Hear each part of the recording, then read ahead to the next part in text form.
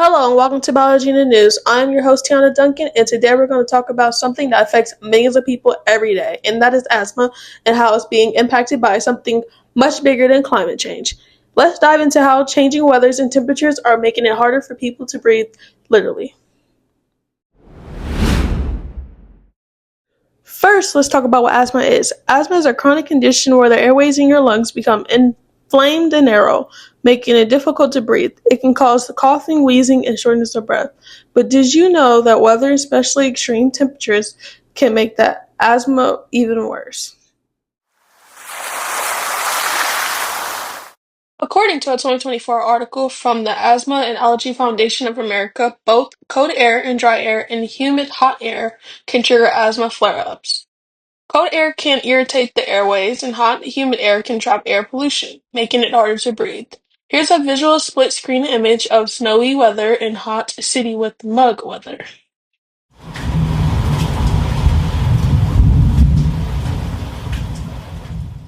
And it gets even more serious. A 2023 scientific study in the European Respiratory Review found that extreme weather events like heat waves and thunderstorms are directly linked to increased asthma, allergies, in emergencies, and even deaths. Here are some key findings: a 1.25 times increase in emergency room visits for asthma during extreme weather, a 2.1 times increase in the asthma-related deaths.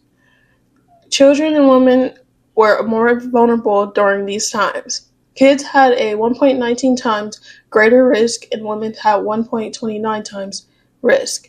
Thunderstorms alone raised the risk of flare-ups by 1.24 times.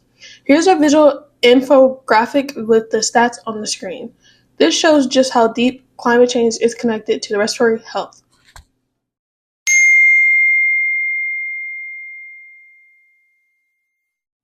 It's not just science, it's also personal too.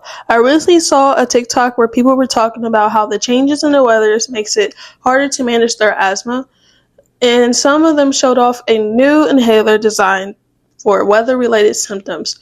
A friend of mine told me that their asthma symptoms always flare up during extreme heats or freezing colds, and people in their community have noticed the same thing. Climate change isn't just an environmental issue, it's a health issue too.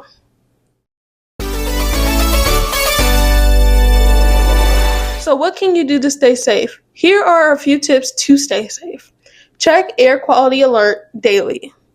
Pay attention to weather changes, especially during heat waves or cold snaps. Follow your asthma action plan and talk to your doctor about how climate change could be affecting your symptoms. That's a wrap up for today's episode of Biology in the News. I'm Tiana Duncan, and I hope I gave you a better understanding of how changing environments affect asthma and the respiratory system. Thank you for tuning in, and until next time, stay safe, stay informed, and take a deep breath when the air is